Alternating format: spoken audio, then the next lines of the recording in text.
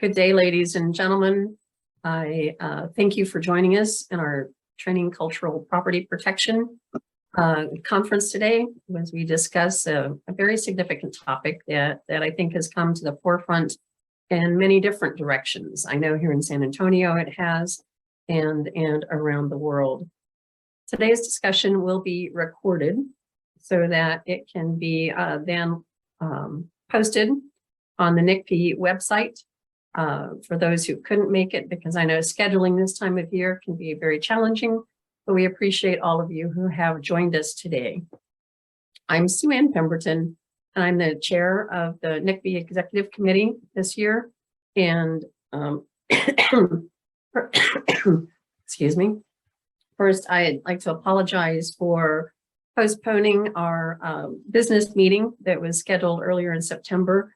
And at this point in the year, I'm going to be sending out a report of the things that we would have discussed. And there are some items that need to be voted upon, such as the minutes and primarily the budget, which will allow us to move forward.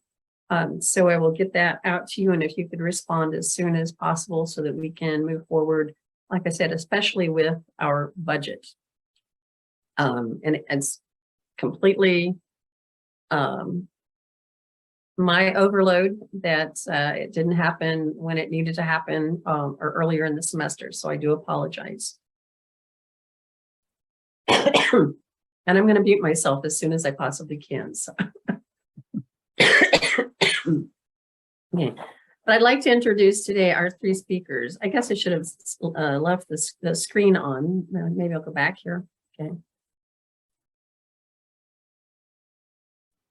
I'll introduce our three speakers. We have Michael Tomlan, who's a professor and directs the graduate program of historic preservation and planning in the College of Architecture, Art, and Planning at Cornell University.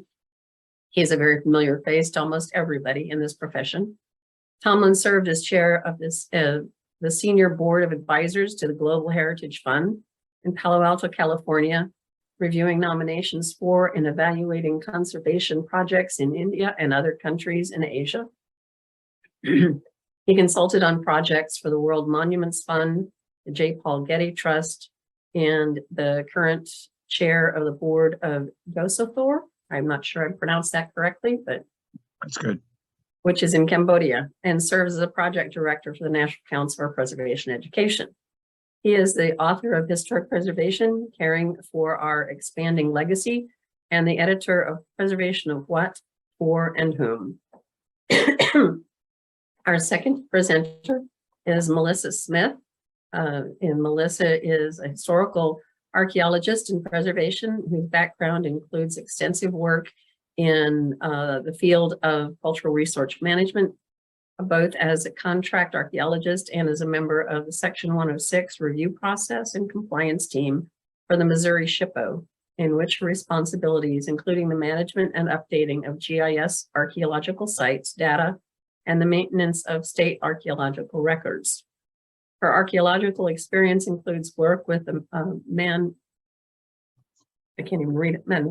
Mashantucket Museum and Research Center, George Washington's Ferry Farm, University of Mary Washington Center for Historic Preservation, UMass Boston's Fisk Center, and the University of Vermont's Consulting Archaeology Program. She holds a Bachelor of Arts in Anthropology from the University of Mary Washington and a Master of Science in Historic Preservation from the University of Vermont.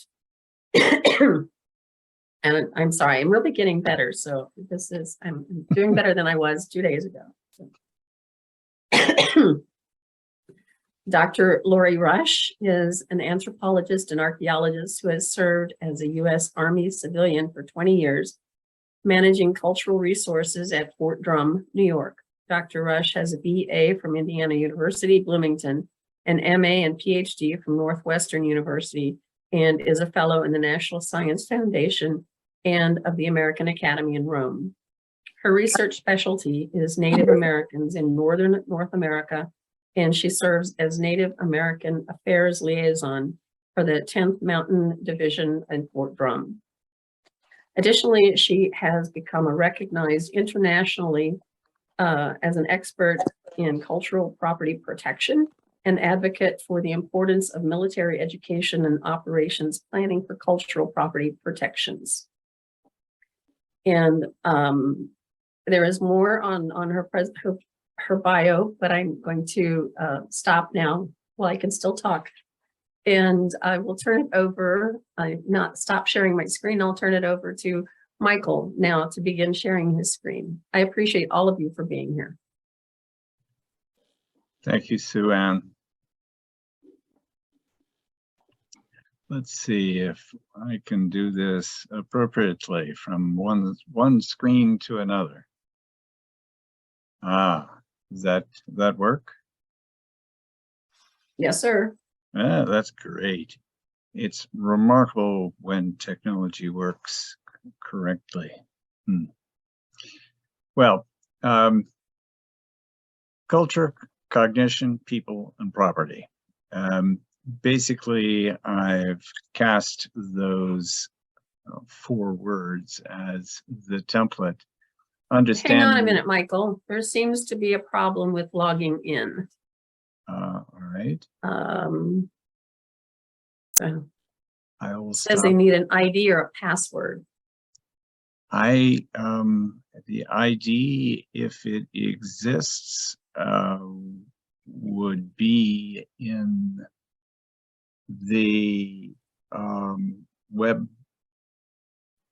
location that was sent out in the PDF. Is that okay? I'll kind of back off and see if I can resend that to people. So okay. That's good. I'll be here but not here. Okay.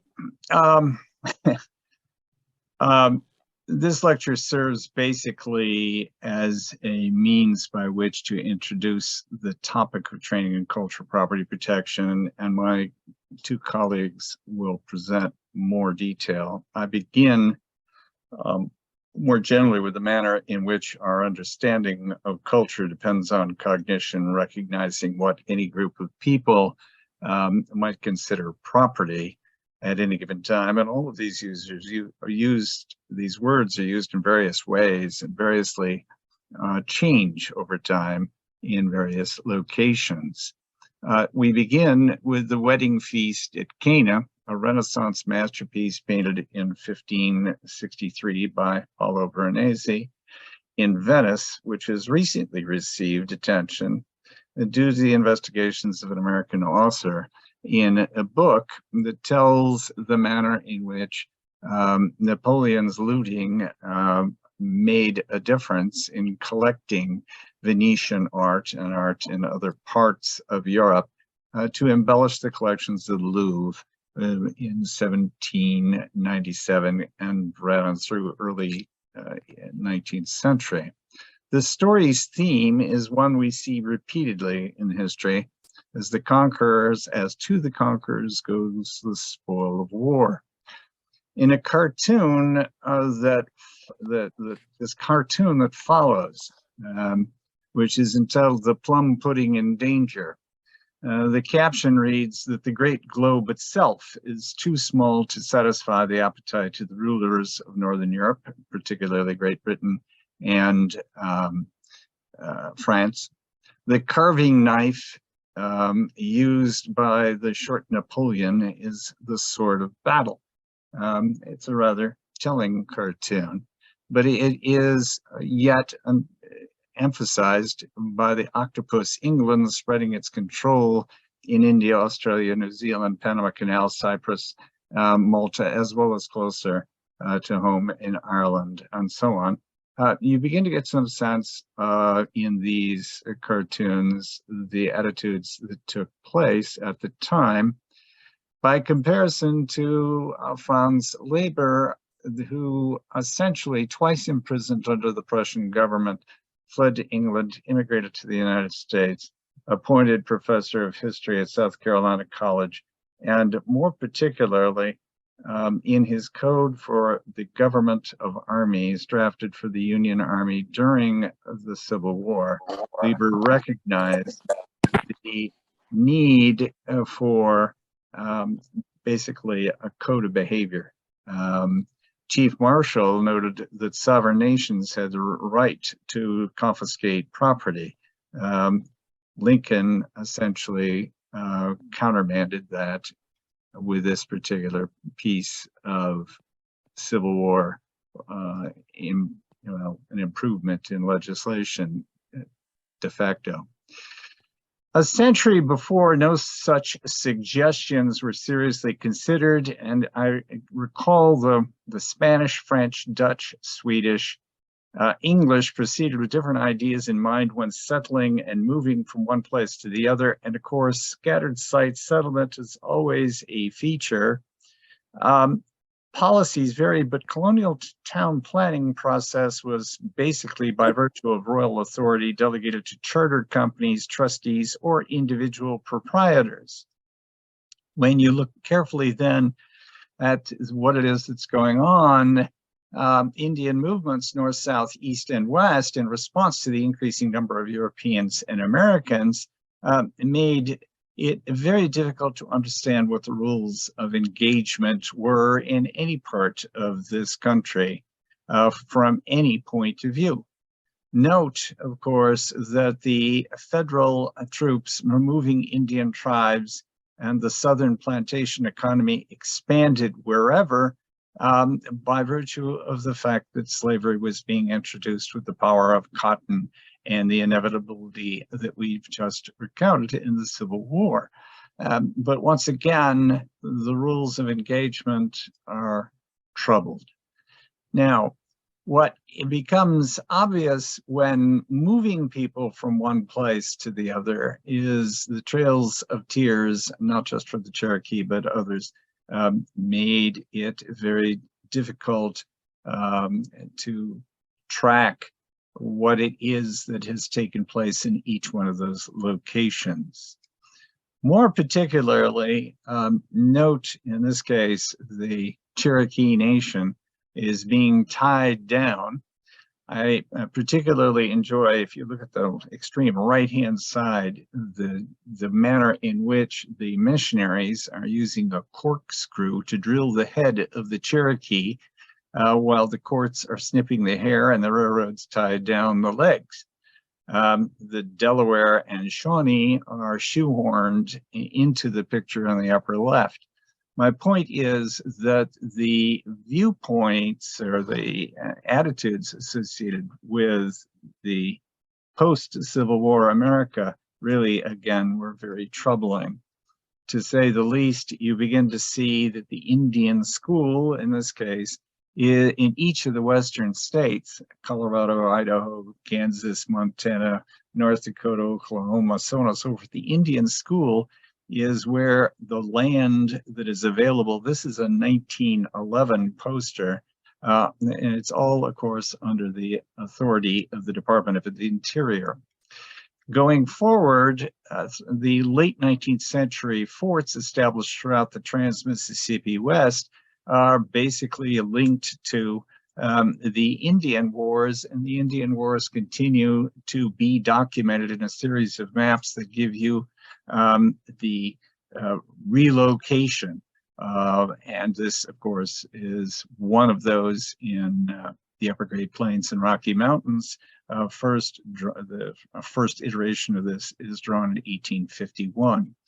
When you think then of the overlay, the skeleton map of the Department of Dakota, in this case, showing the distance between U.S. Army forts, you understand that the ideas that were pertinent at the time really are not what Lieber would have condoned.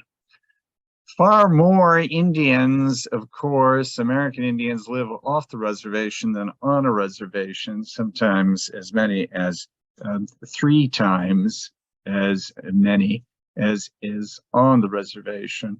There are 566 federally recognized tribes, but really a total of 618 legal and statistical areas that include reservation trust lands.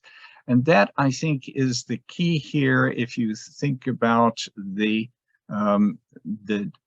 nominal areas in which populations are. It does not represent, of course, the cultural survey activities, the range. If you're thinking about the Onondaga extending from basically Canada through Virginia, the range of activities of a TPO, tribal preservation officer, are rather more extensive. Now, courses in tribal historic preservation, tribal historic ideas are really becoming more obvious. That of the Salish Kootenai College is one that the National Council for Preservation Education has worked with, as the students in our internship program, the National Council Park Service internship program, have very successfully become involved in the activities in the Rockies. Now, the point here is that these programs, this program in particular, which combines Native American studies, history, anthropology, natural resources, museum studies, and native language studies, in addition, has the full strengths of traditional departments in many respects. And it's important that you see in the fourth year of the bachelor's degree, it includes cultural resource management law, concludes with the capstone project making use of a preservation emphasis. I find all of this very heartening, and I look forward to working with this particular college and other colleges on behalf of the National Council going forward. Going forward, though, it's important for us in the United States to understand the legal activities of the US are unlike those of other countries. And basically, as I show you here, civil law is a system adapted from Roman law, in which there are different types.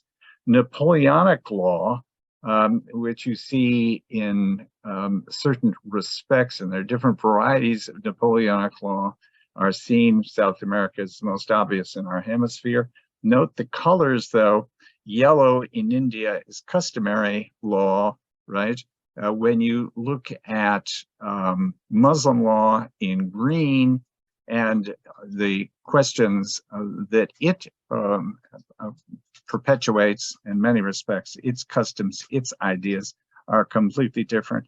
And I show this because the systems of thinking in law are reflections of social activities, social customs, ideas, and cultural expressions.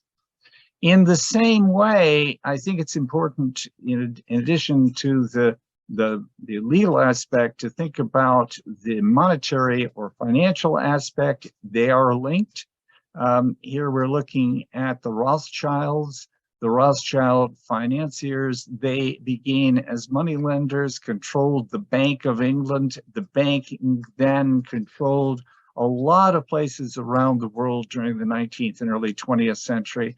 And you remember in your banking history that it was private banks until relatively recently that had a control over the diverse range of fields, including of the real estate, mining, energy, what we would think energy today, agriculture, winemaking, any number of other things. When you come to the First World War, you understand how important that is, because the First World War was seen as being financed not only by the Rothschilds and other groups, private groups, but you understand it had a tremendous effect in the attitudes and ideas. Here, this cartoon shows how Russia is gobbling up parts of Europe, well as Germany is thinking about it in different framework. And of course, what you see on the right-hand side of the screen is the long-range artillery, what was called Big Bertha. Big Bertha essentially was a feared piece of warfare machinery. Now, what you see, of course, is the continuing way in which technology is advancing warfare. And in this case, when the fighting began in August of 1913. The invading German army in France takes control over the area around Reims and essentially transforms the French had transformed it to an infirmary. But the reality was that the Germans seeking to essentially fight back were bombing the towers that essentially were destroyed and had to be rebuilt. The real destruction essentially had to do with the towers throughout Europe being used as observation posts against the artillery. So many cities ignominially destroyed, cities like Reims and Louvain. Basically here another piece of cartooning, but a wartime poster done in this case in Russia, where observations are from the outside, trying to turn the kind of the psychology, if you will, of psychological warfare comes to the fore in the 20s and 30s, more particularly in the 40s and 50s. In trying to promote the civil population to essentially take note. In the aftermath, of course, the League of Nations is established. The League of Nations was thought from a European point of view, well, not to be a completely effective thing unless the United States stepped up. And the United States was essentially torn in all directions, which in fact led to the fact that the United States didn't take an active role terribly, and it led to the Second World War. You get to the Second World War and you begin to understand the German machine is at work again. And more particularly, the German machine is using the Baedeker guides, the guides to Great Britain, essentially to bomb the famous sites, that is the historic sites. The Baedeker raids were probably the single most important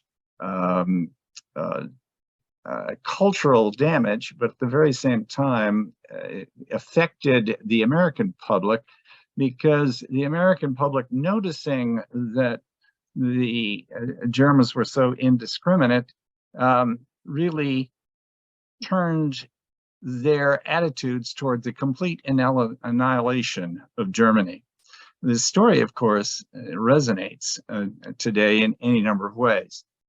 When you begin to see the sustained loss and the way in which it was popularized, the New York Times did a poll, and the Times essentially said, would you eliminate whatever in Germany to shorten the war? And the Americans essentially said yes, which led to also, an increased amount of bombing.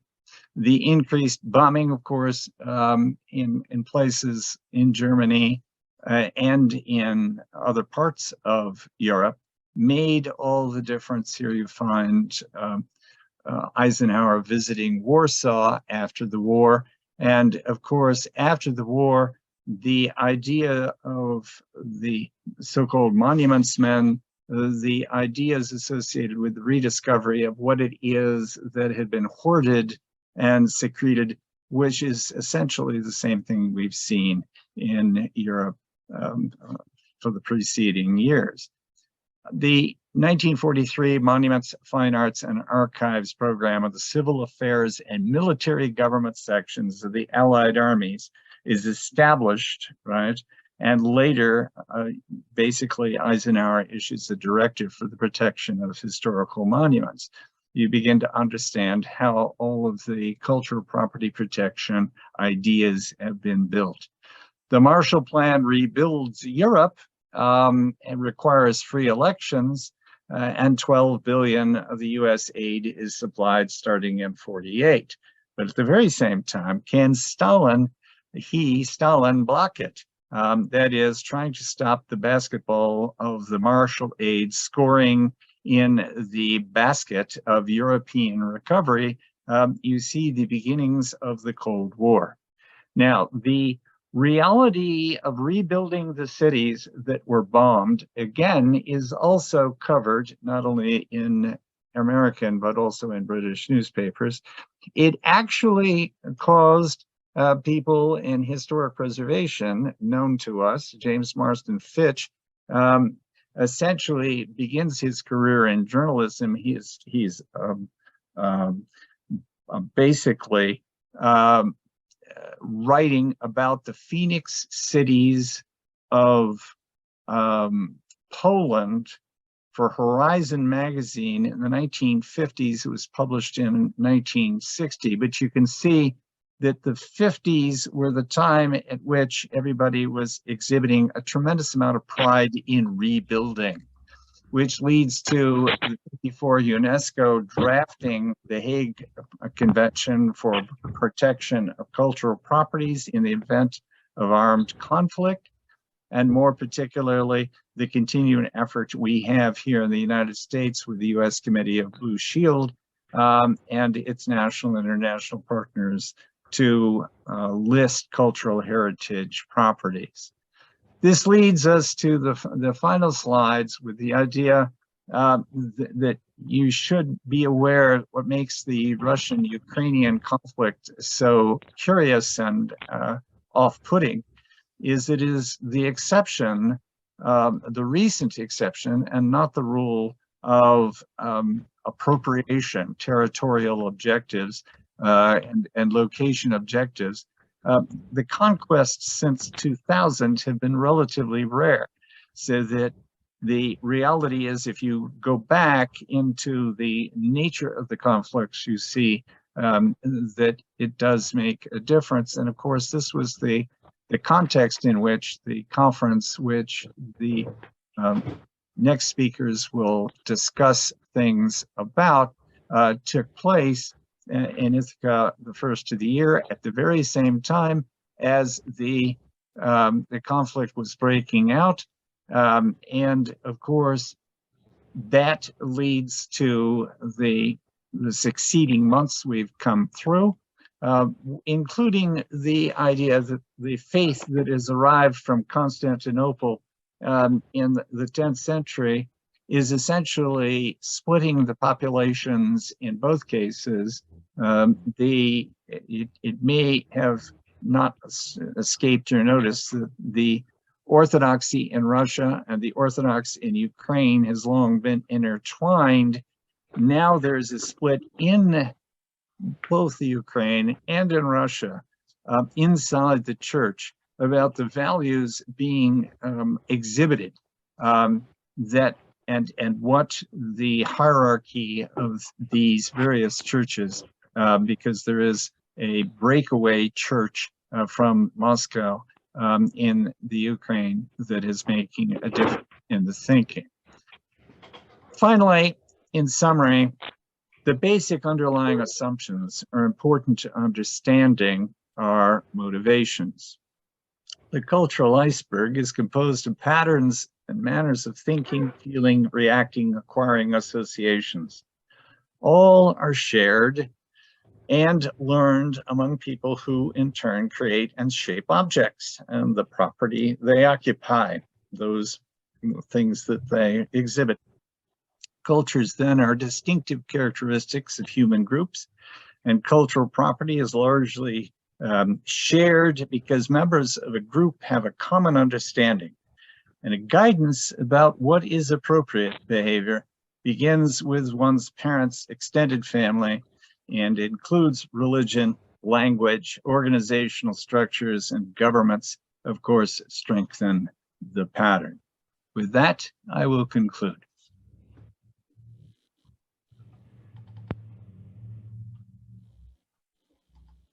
Thank you, Michael. Seems like history just repeats itself, doesn't it? Okay, I would like ready for Melissa. All right.